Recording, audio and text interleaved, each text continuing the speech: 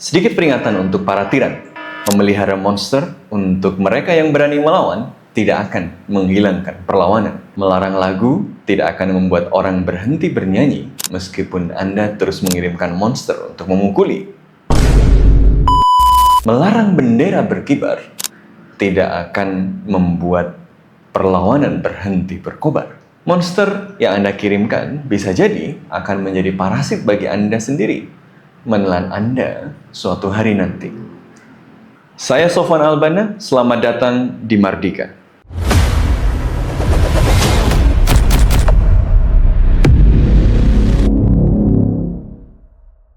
Sejarah berulang-ulang mengajarkan kepada kita hal ini, dan para penguasa yang benci membaca terus dikutuk untuk melupakannya.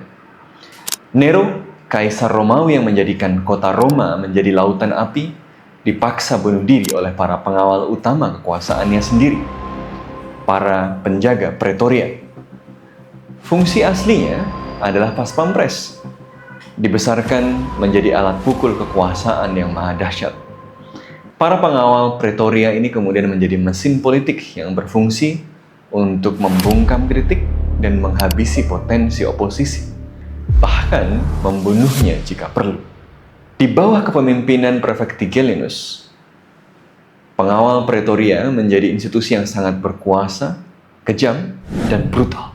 Mereka juga ikut serta bahkan menyelenggarakan pesta-pesta tak bermoral yang digemari oleh sang kaisar, seperti orgi maksiat yang terkenal di tepian Sungai Agrippa. Namun, kekejaman itu tidak akan pernah berhasil memadamkan ketidakpuasan. Semakin kejam represi yang dilakukan, semakin rapuh kekuasaan itu.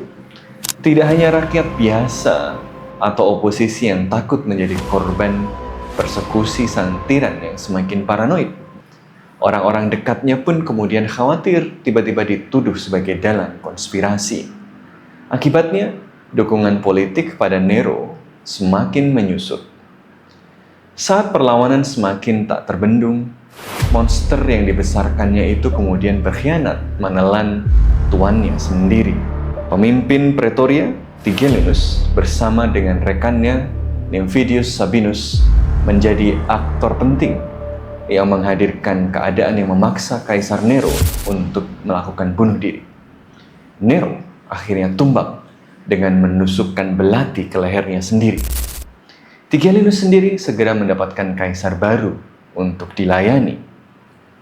Dengan oportunismenya, Tigellinus membawa pasukan Pretoria menyatakan loyalitas pada kaisar baru, Kaisar Galba.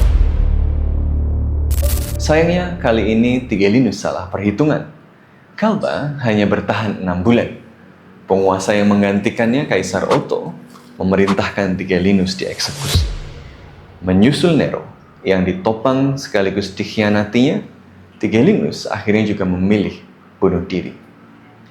Kalau kekuasaan Nero di abad pertama penanggalan Gregorian itu terasa terlalu lama, pelajaran dari Joseph Stalin, diktator Soviet di abad 20, mungkin terasa lebih dekat.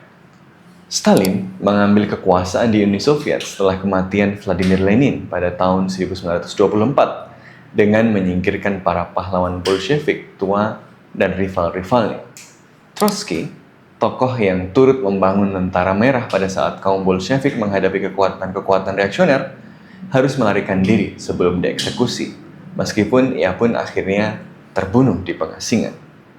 Seiring dengan pelaksanaan rencana pembangunan 5 tahun sebagai perwujudan ide Stalin tentang sosialisme dalam satu negara yang menghadirkan kolektivisasi pertanian yang agresif dan berakibat pada kelaparan besar, seperti bencana kelaparan Holodomor di Ukraina, ketidakpuasan terhadap Stalin semakin meningkat. Namun, Stalin justru meresponsnya dengan memperkuat NKVD, Komisariat Rakyat untuk Urusan Dalam Negeri, yaitu kemudian berfungsi sebagai polisi rahasia. Polisi rahasia ini bergerak dengan membangun cerita tentang hantu bernama Pilar Kelima yang berisi teroris dan mata-mata. Tokoh-tokoh partai komunis yang berbeda pendapat dengan Stalin dituduh tidak setia pada ideologi negara. dan sedang menyiapkan pemberontakan terhadap Stalin. Trotsky bahkan diburu sampai ke Meksiko. Selama tahun 1936 sampai 1938, konon 700.000 sampai 1,2 juta orang tewas akibat pembersihan besar, The Purge, The Great Purge, yang dilakukan oleh Stalin dengan NKVD ini. Namun, seperti kisah Nero, terdapat dugaan yang sangat kuat bahwa kekuatan penopang utama kekuasaan Stalin ini, NKVD, justru adalah menjadi kekuatan yang mengakhiri hidupnya. Meskipun secara resmi, laporan menyebutkan bahwa ia meninggal karena stroke, penelitian sejarah terbaru memperkuat dugaan bahwa ia justru dibunuh oleh lingkaran dekatnya sendiri.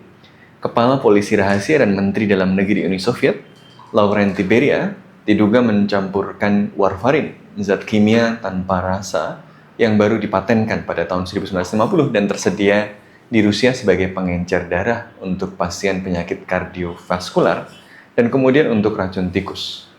Catatan medis dari dokter yang melakukan otopsi terhadap tubuh Stalin, meskipun menyatakan Stalin meninggal karena sebab alami yaitu stroke, meninggalkan catatan-catatan yang menunjukkan gejala medis yang tidak biasa. Pendarahan akibat hipertensi bisa memunculkan stroke, sebagaimana yang dialami oleh Stalin, tapi tidak biasanya disertai dengan pendarahan gastrointestinal dan renal. Hal ini memperkuat dugaan bahwa Beria, yang takut ia juga akan disingkirkan oleh Stalin, mendahului membunuh sang diktator Soviet. Selepas meninggalnya Stalin, Beria naik menjadi Deputi Perdana Menteri Uni Soviet, dan konon disebut-sebut sebagai penguasa yang sebenarnya di balik Perdana Menteri Malenkov. Namun persaingan politiknya dengan sekretaris Partai Komunis Nikita Khrushchev berujung pada berakhirnya riwayat Beria. Ia akhirnya ditangkap dengan tuduhan sebagai mata-mata asing.